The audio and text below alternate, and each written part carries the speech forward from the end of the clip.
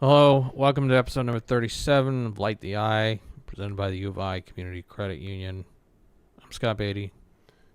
Who cares? I guess we're going to do this.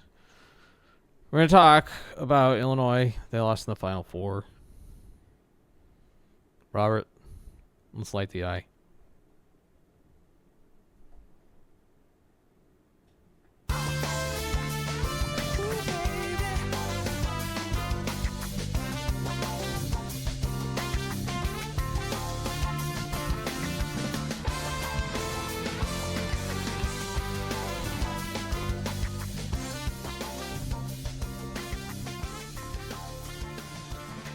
I actually didn't feel that way. Yeah, me neither. I actually Shockingly. didn't feel that way at all. It's the most unique, I would think, Final Four experience Illinois has had, at least in the what I'd call modern three Final Fours. I agree with that. We talked about this going into it last week. 1989. This team's the best team in the country, right? Lost Kendall Gill, but it still could be. And then that if not for that one thing in the game against Michigan, would have been in the title game. In 2005, if just a few more threes fall, and if it wasn't for those stinking referees, and that was the best team in the country, and everyone knew it, and it was just loaded, and just stinking Sean May, and the referees are just, ugh.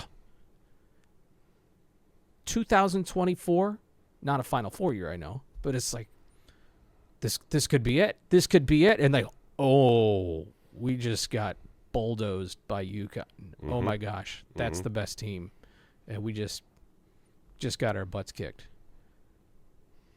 This game was no. If we just, it's like, there's a couple more shots and you fall. We just lost. Yeah. We just lost. That's all. We lost. Tears. What a ride. What a journey we all got to go on together. Nobody thought Illinois going into that Final Four was the best of the four, and nobody thought it was some lucky Cinderella run. It was right in between, as they could absolutely win it, they could absolutely lose, but there was no, we really got screwed over by, or if they, and wasn't, they just didn't play their best. I agree. But what a ride. Yeah, I mean, I'm actually not that depressed about it. I think it's the function of maybe being a 3 seed in the Final Four versus, the other two you mentioned, 1 seed, and you could maybe say title favorite. Like when Illinois was looking at, I can't remember who the fourth team was in '89, but it's Seton Hall, Michigan, Illinois. Everybody going into that weekend was like, I think Illinois is going to win a national title. In 2005, obviously everybody thought Illinois was going to win a national title. Number one team all season long since, December 1st when they beat, or December 4th when they beat Wake Forest or whatever.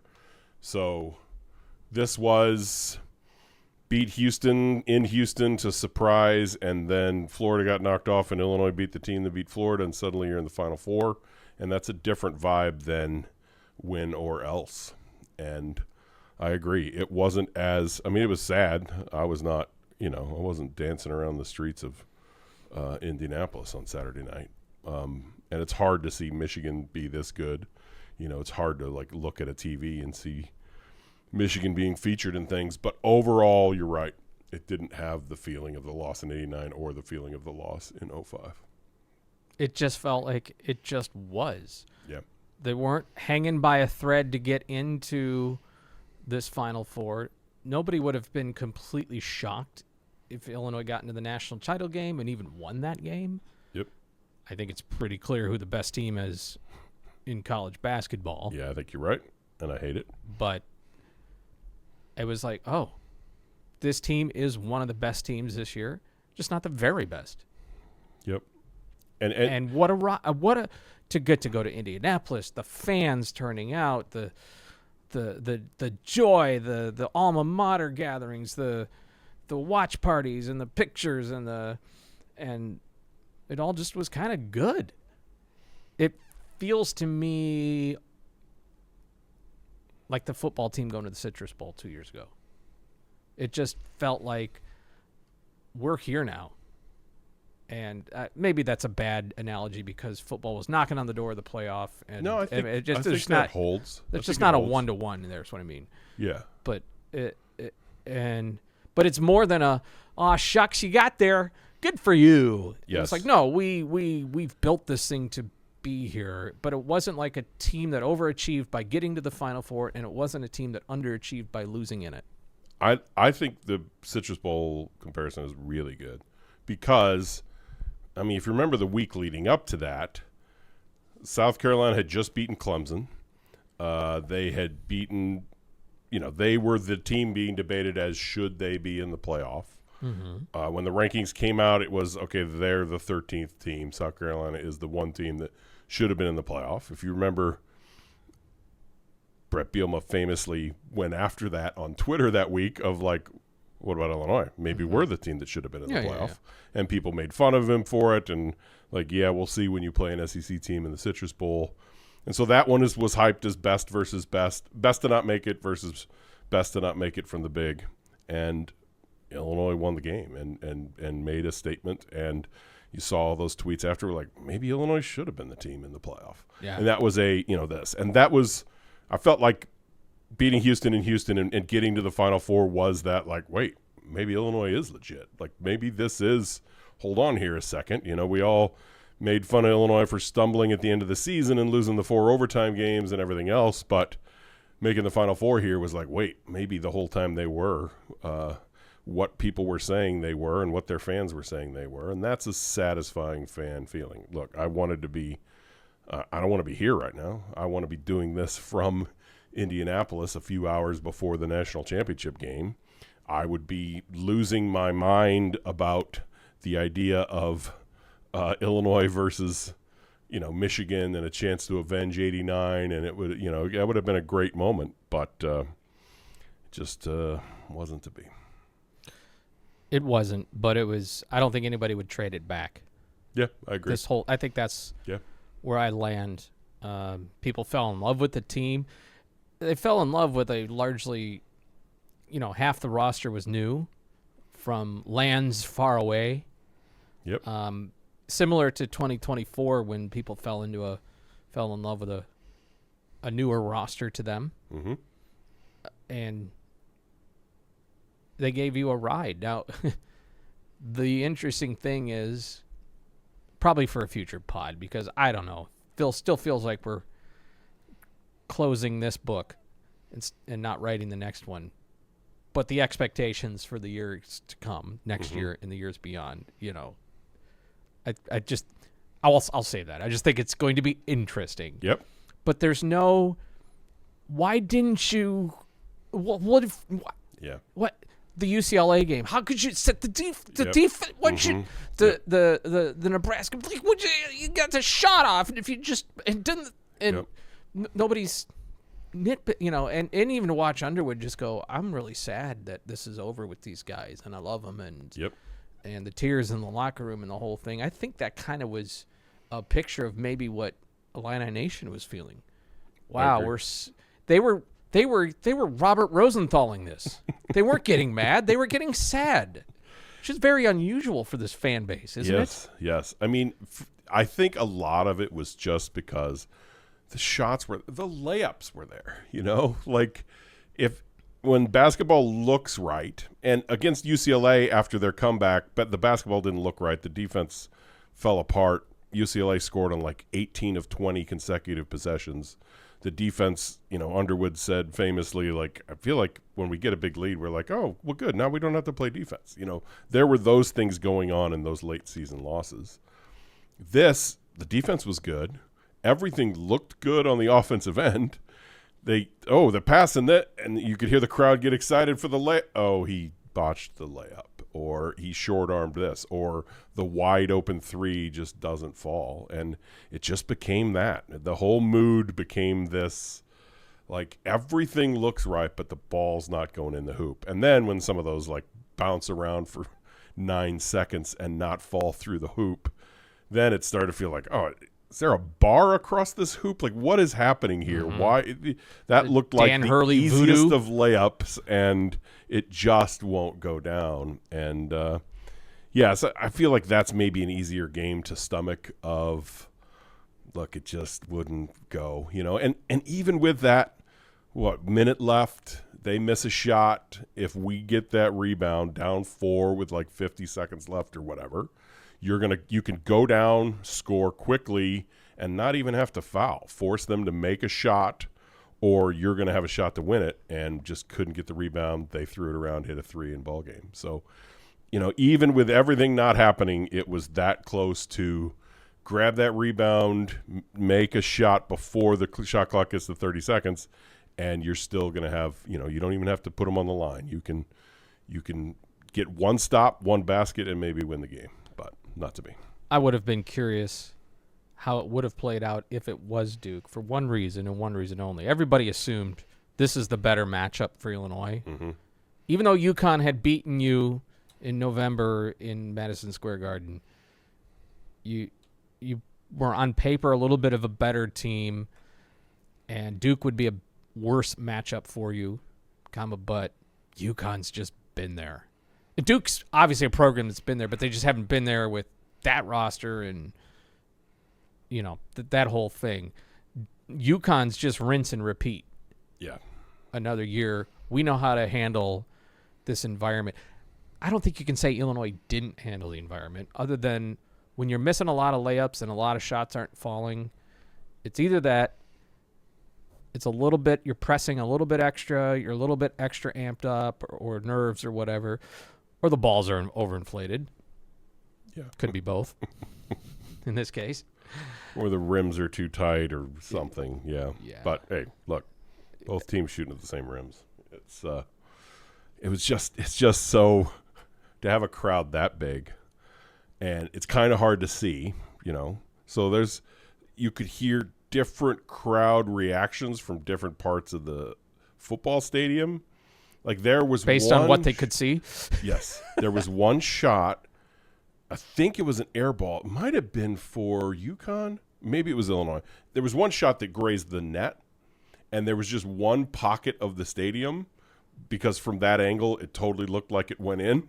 So a little string music. You just heard a crowd cheer from over here of like, yeah.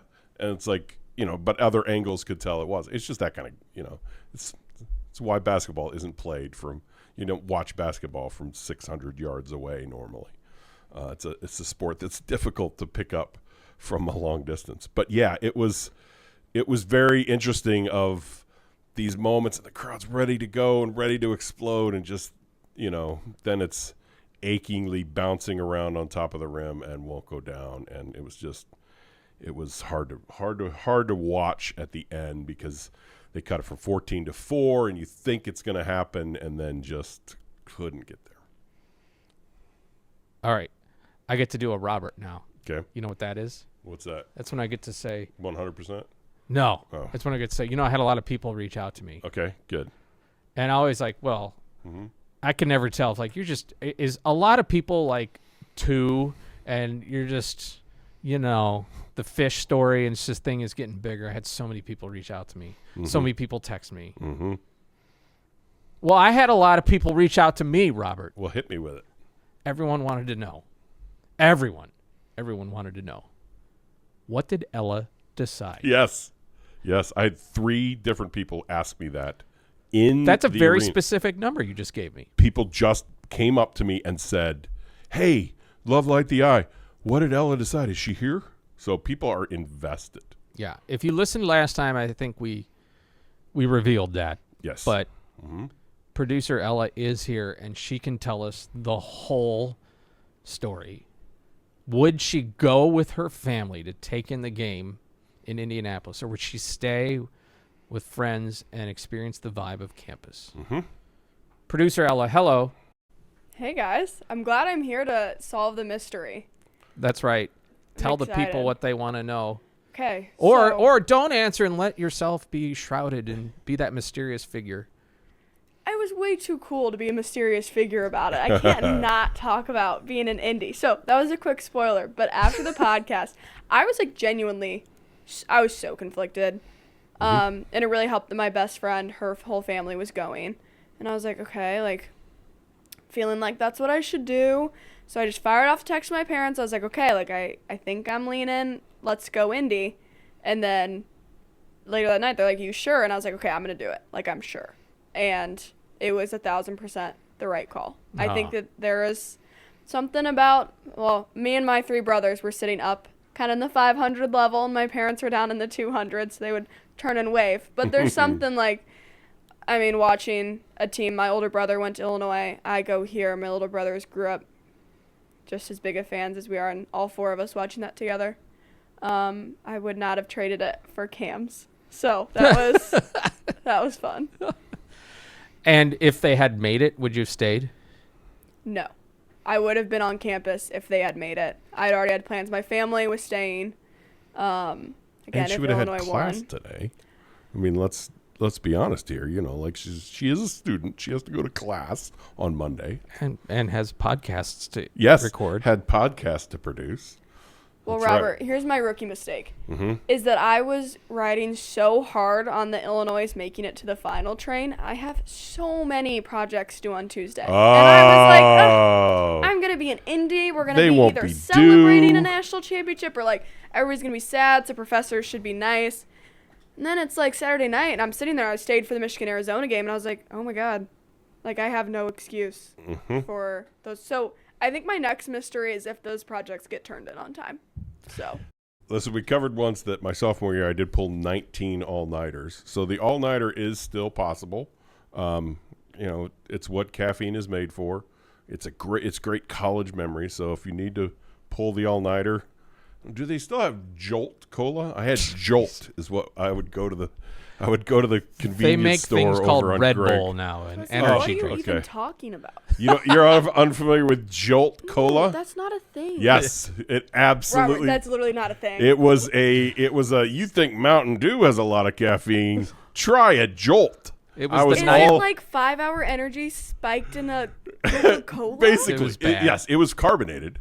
It was carbonated. Yes, it was. They didn't have Red Bull at the time. There wasn't a single Monster energy drink on the planet. So there was Jolt, and there was Surge. Remember Surge, the knockoff Vaguely. Mountain Dew thing? Yeah. Yes. So I fueled myself with Surge and Jolt. And I think I tasted one. It's just disgusting. Mm-hmm. I mean, and remember, this is the 90s, Ella. We didn't look at labels. We weren't concerned about red dye 40 or is it balanced with, the right electrolytes and protein and all that stuff. It was just pure sugar plus caffeine. I think I'm a little horrified that you drank something called like Jolt Cola or And whatever. Surge. Don't forget the Surge. Hold on. I'm pulling it up here. We're going to go to my laptop in a second once I get this pulled up. But I just Googled a Jolt Cola. Okay, we can go to my laptop now. There is the Jolt Cola. I think that looks modern. This looks a little newer. All the sugar and twice the caffeine. They put it on the can. That's That's so a great. killer label. That's got to be FDA approved. That's All awesome. the sugar and twice the caffeine. And that was, I would just go over, I would get a Jolt, I would stay up all night, I'd get my projects done. I have a degree from here. Why are all these kids in the emergency room? Yes. What is going on? Oh, wait, what does it say? Inspired by the need for a better tasting soft drink. Okay, yes. Yeah, right. That's what they were inspired by. Yeah. It's all about the taste, not the fact that you're getting kids all hyped up on extra caffeine. Well, Ella, I'm glad you went. I'm glad you're made a decision that you don't regret. And hopefully there is another chance for you to go to a Final Four or stay behind, whatever you wish, and take it in that way. I mean, I'm feeling like I have a lot of confidence. I've been on my Twitter game recently about all of we don't need to get into it, but all the predictions of who's coming back. Mm-hmm. And I feel good. Like, I feel like this is and we've highlighted how I have been lucky enough to be an Illinois student in a huge time Yeah. to be a part of Illinois athletics. I went to the Citrus Bowl. I didn't go to the Music City Bowl, but I went to the Citrus Bowl. I've now been to a Final Four. I mean, this is stuff that my parents, they waited 20 years for plus. And so I've gotten to do it in 2. So I'm feeling, I think we just keep building. So let's check back in on my junior year. Maybe we make it somewhere big. Maybe we make it to the playoffs in football, right? That's the big junior year thing. Senior year, we'll just bring it home with the basketball national championships. We'll go like football, basketball, and then I'll tap out. What if next year or your senior year, both the men and the women are in the Final Four at once? Where would you go? Oh, they're not on the same day. You can bounce. Oh, I'm sure there were people that could go Phoenix to, like UConn fans that went Phoenix Friday night and then Indy on Saturday.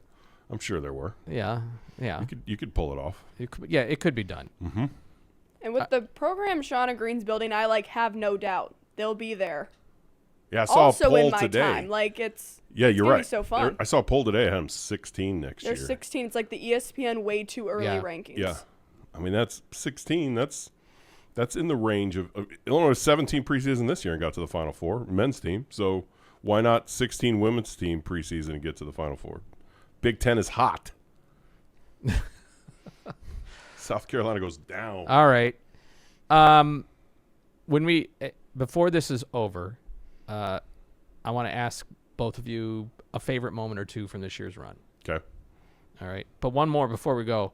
Ella, what did you think of the high cover charge that some establishments in Champaign were issuing to go watch the game with friends? I had one student I know tell me it was a $50 cover to get into one place.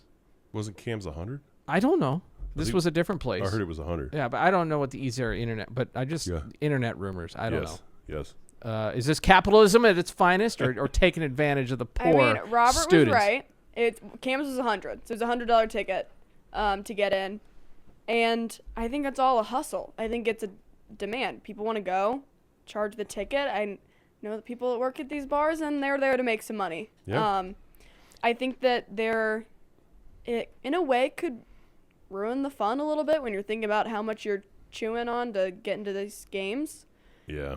But I just don't know if there's chewing on a way around it. I like it.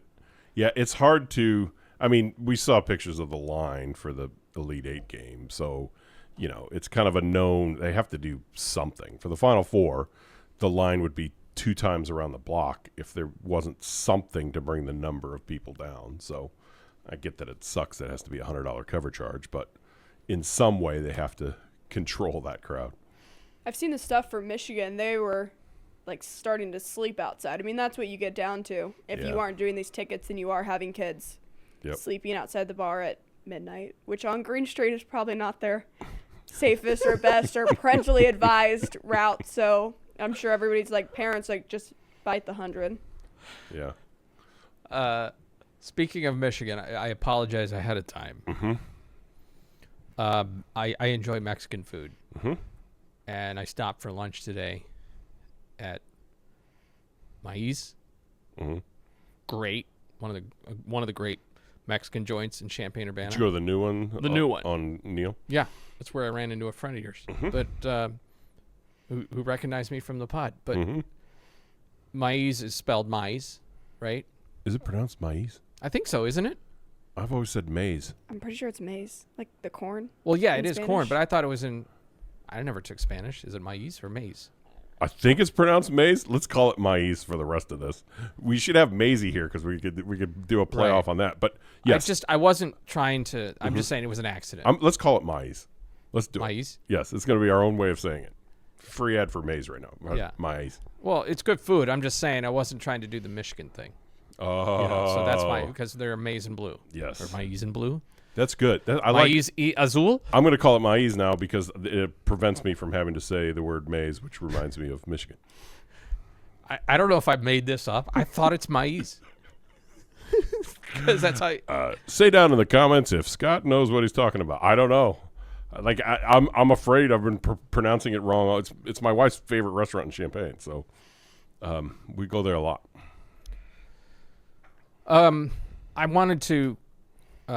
offer a poetic thanks to the basketball team for the journey it gave everybody. And I'll share that with you now. Okay. We thank this team for scratching a 21-year Final Four itch. Mm-hmm.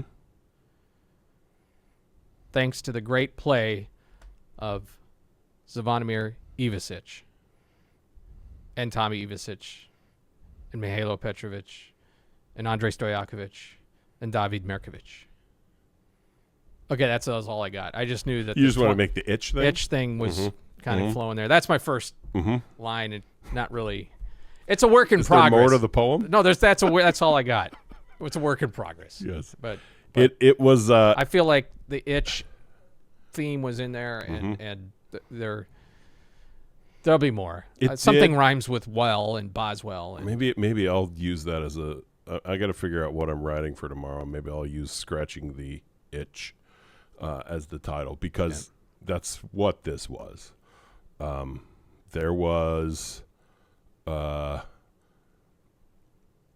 You lost everything in the late 2000s where it all fell apart. You went from the Final Four, then you lost to Washington in the round of 32, then you lost to Virginia Tech in the first round, then you didn't even make the tournament, and everything that was in 2005 suddenly fell apart in 3 seasons. And then it was just all about trying to get Illinois basketball back, and that took till 2020. And there was a completely lost decade in there. And then after that, it was about getting back to the Final Four and, saying, yes, this is still that program. This is still the Illinois basketball that went to 21 tournaments in 25 years from 83 to 07. That, you want to be able to say, like, that is still the program. I've used Syracuse as the example so many times. The last 5 years for Syracuse, they are just in this, like, is it ever going to return? Are we ever going to be Syracuse again? So when you see other programs going through that, and then you look at where we're at, it's a really good place to get to the Final Four, not just for this season and to have it accomplished, but for selling the program on the recruiting trail and fan support and everything else. From the dip that started in 2007, 2008. 07, Illinois is the last team in the tournament, the last team on the bubble. And in 08, 14 and 18 or whatever the record was. And so to get back and to be all the way back is a really good feeling. Just, I've had all these moments writing about it where I've said, like, Illinois basketball's back. I mean, like, are we truly back? Are we truly back? Is it, people would question, what's back really mean? Final Four is back. 100% back. Illinois basketball has returned to the program it should always be. And that's a great, great feeling. That's right. And now, as you said, the fan base can say, we should be in the Final Four, and we expect it, and we will demand it of you. And if you do not deliver on these results, we won't be sad again. We'll be mad next time. Yep. It's a good feeling to have that kind of angst return. I mean, I've been talking about this a lot in the last few months because people had forgotten what it was like under Bill Self. Everybody just remembers Self just dominated. If he would have stayed here, we would have won multiple national championships. Bill Self, Bill Self, Bill Self. At the time, lost in the Elite Eight as a 1 seed to Arizona. Then the next year lost in the Sweet 16 to Kansas. Then the next year lost in the round of 32, upset by Notre Dame. And at the time, people were angry about Self. There were even people saying when he left for Kansas, well, good, the guy can't win in the tournament. Like, at the time, that level of angst was around Illinois basketball. And he's regarded by colleagues as maybe the best tournament coach. Yes. And yet, at the time it was, oh, sure, Big Ten titles, sure, but he can't win it, in the tournament. We all forget how some of those things happened. So, yes, next year if we're number 5 preseason and we lose in the Elite Eight or something and people are angry, I'll have this small part of me that's like, man, it's nice to be at this level again, like where everything is debated on this. Well, we're the top program in the country. We should make the Final Four every year. It's nice to have climb back to that level of expectations. Okay. Favorite moment or two, a favorite moment or two from this tournament run. Either of you want to go first? I'll let Ella go first. Mine's kind of mushy, so nobody wants to follow the mushy one. So Okay. I'll let you two go first, and then I'll go third. Okay. I did some thinking back here when you tossed that out earlier. And I'd say it's two things that were my favorite about this season, team, all of it. I think the first one was watching them win on the road at Nebraska. Because they win at Purdue. Okay, that's incredible, but Keaton Wagler carried it. Who else do you have? You can't play lights out every time. Then you watch them at Nebraska. I was sitting on the couch with my family. And we were watching that, and I was like, whoa. Like, we remember on the podcast, we talked about that later. It was like, wasn't it Rob the Bank? Was that the one where that came out? Yes. That was, to me, where it went from, because you'd lost to Alabama and Chicago. You'd had some, not rough losses, but it was still kind of like, who are we? Like, great, we're another Sweet 16 team. And then they won that, and I was like, oh, this is going to be fun. Like, we're going to have a fun spring, winter. And then from there, and then the second part that was fun for me was everything about the media that they involved with. I think that in a way it was so fun for me to follow UCLA women's basketball because they had fun. Like, you can tell when a team loves each other and has fun. People try to fake it all the time. You can fake it on social media. And it was so, like, watching the UCLA women, they do their dance routine at every time, right? That was something that I found a lot of joy in when I played sports. And the most successful teams I was ever on were the ones that genuinely had fun and enjoyed each other. And so it was just cool to watch all of these kids, like, love each other, but also, like, have some fun, order a cowboy hat, say weird things. Like, everything is so PR now.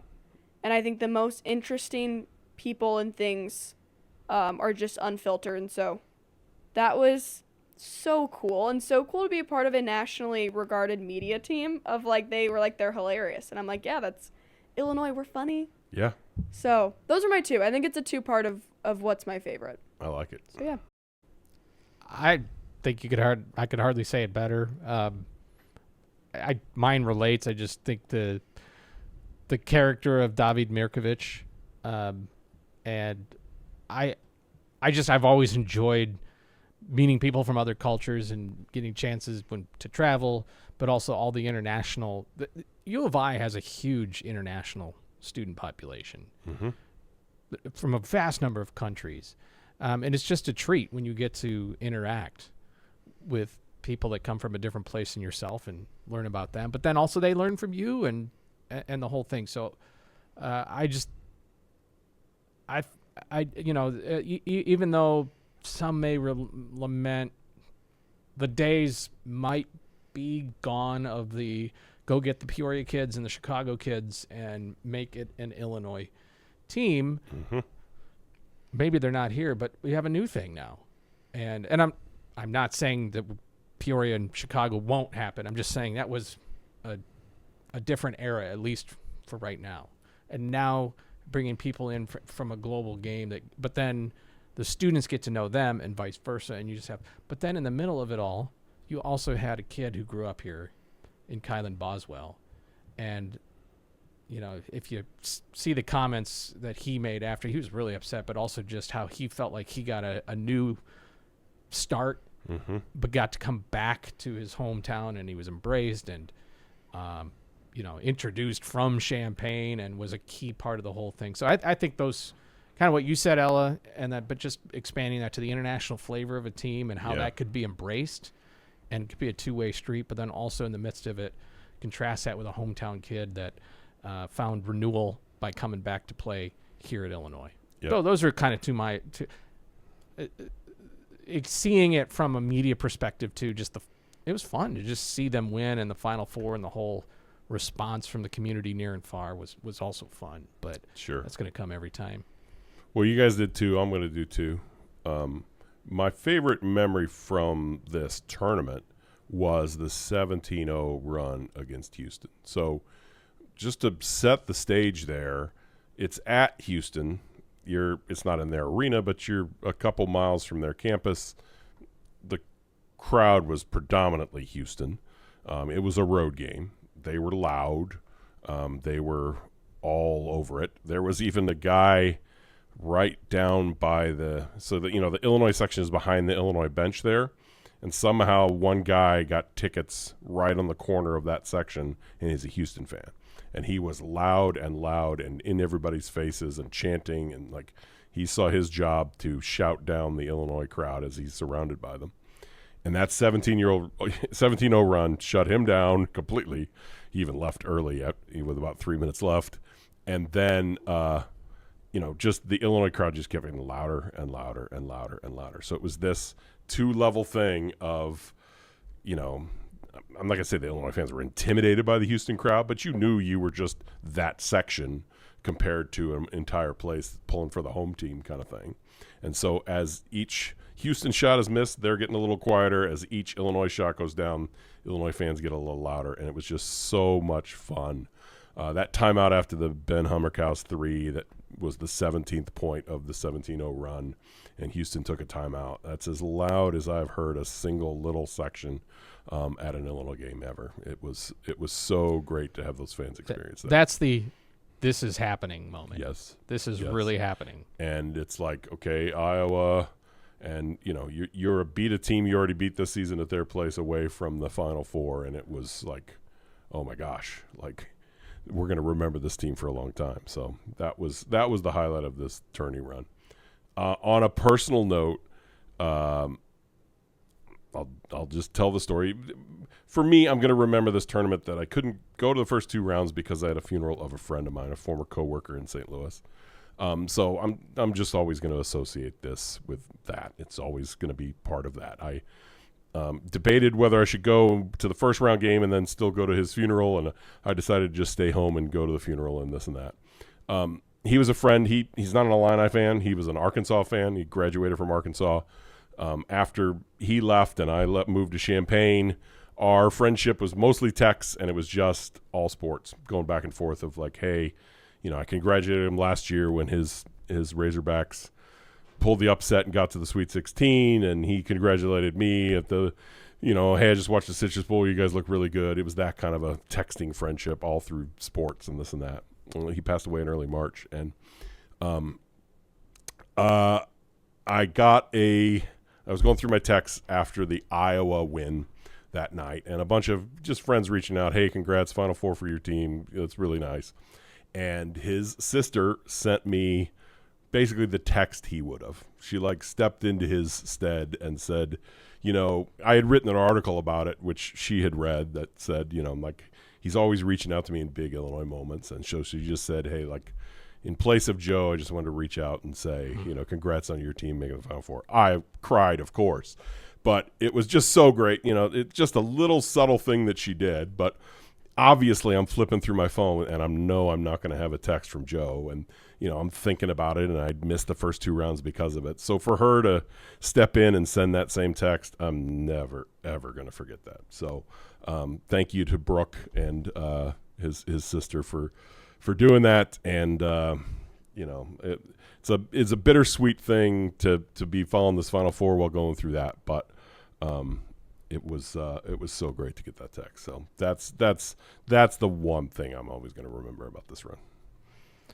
There's always the when your team wins and there's somebody that you lost that would have. Yep. And those are always those moments, Absolutely. It was all over the place when the Cubs won the World Series because Absolutely. it'd been so long of, hey, Dad would have or Grandpa would have, and yep. all those kinds of stories. And it strikes me here, too, is in this pod, you both had some decisions to make, you and Ella. Yeah. One, to not go. You make a choice not to go to a game, and one to go to the game. Yep. Different reasons, different circumstances, but you both made great choices. Yeah.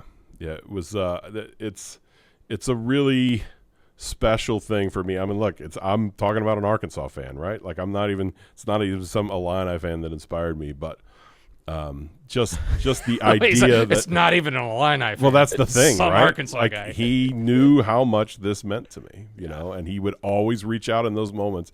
Those are the best texts to receive, and I got a ton of them when we made the Final Four of just a guy I worked with 20 years ago, buddy of mine from high school, just like, hey man, I just watched, saw your team won, just wanted to say congrats. Those are the best because they see what's important to you and they want to acknowledge it. So. Do you have any Michigan buddies? I do, unfortunately, but I'm not talking to them right now. So there's some exceptions. Yes, there are exceptions. I will not be sending them texts tonight. My bitterness, I'm not as good a person as some might think. I cannot do that. I'll say this. Great guy is the Michigan radio basketball announcer. Yeah. And he publicly posted this, so I wanted to shout this out. He's getting a chance to call a Final Four. Mm-hmm. He's not the same as their football crew. It's different. Mm-hmm. They have a little bit of different setup. And he made his typical spot chart. Brian Bush is his name. Brian Bush. He made his typical spot chart. On the back, he listed everyone that he felt had an impact on him getting to be there and be in the moment that he's had for the Final Four. Mm-hmm. And it was just a attitude of gratitude kind of thing that I thought was really cool. Yeah. So I'm happy for Brian Bush. I don't want to hear that. I don't want to think there are good people that are Michigan fans. I just want to Robert, use the stereotype that's in my head. Oh, Well, that'll have to be for another people. We'll have to have that in another session. Yes. Now we do need to talk about the eye. I was just going to say, before we go. Yes. The eye is here. First of all, it's orange again. Mm-hmm. We didn't talk about that at the outset, but it's orange again. Yes. Blue Eye March. Tournament's over. Tournament's over. Back to orange. Back to orange. Yes. But the eye made a journey. Yes, the eye went to Indianapolis. You can pull up the photo here, Ella. There it is up in the – so it's not my room. A friend of mine had a suite there at the Omni. That's the Illinois team hotel. And so I took the opportunity to go out and precariously place it on a ledge 12 stories up above the entrance to the hotel. The funny thing is when I put it there, you can kind of see. So the windows there, if you're listening just the audio version, this is going to be confusing. But the windows there to the right on the photo, to the left of the eye, were a different suite. His suite was the one with the balcony there. And I noticed when we lit it up that it kind of lit up the curtain at those windows was like bright orange. And I'm like, oh, I hope that's an Illini fan in there. And they're just like, why is our entire room glowing orange? What is happening? Yes. Brad Underwood got no sleep that night. Yeah, right, exactly. It's like the light from the chicken joint in Seinfeld. Yes. I'm on no sleep. No sleep. Yes. Kenny Rogers roasted. Kenny. The difference is negligible. Yes. But then, I mean, there's protocols here, right? So the light the eye thing for football, just to explain it, is you light the eye after you win and you do not light it after you lose. We light it in here, there's this, that. But for game day, there's protocols, right? Mm-hmm. So it had to be out by midnight. This was, this photo is from Friday night because it Never you can't mind be any lit on Saturday. Any Indianapolis ordinances you may have been violating. Yes. But we're also very concerned that, like, the hotel is going to be like, guy in this suite, you can't bring neon signs and post them on our hotel. But yes, we turned it off at an appropriate time so that the people in the suite, and I was planning to light it there had we won, but I don't know if you heard, we did not win on Saturday night. So it wasn't illuminated again until we just lit it right here behind us. Well, she looks good back here where she belongs now.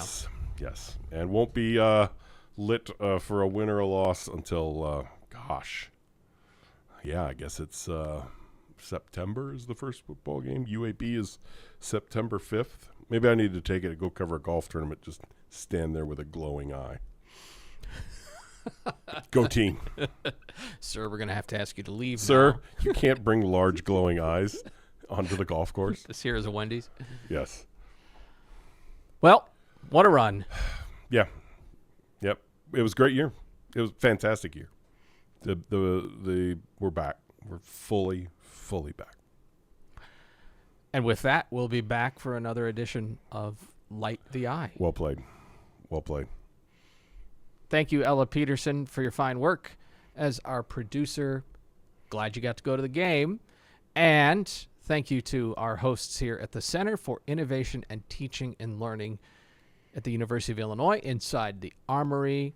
And thank you for being along here on the ride. We have more episodes coming up very soon. And we'll talk again next time when we light the eye.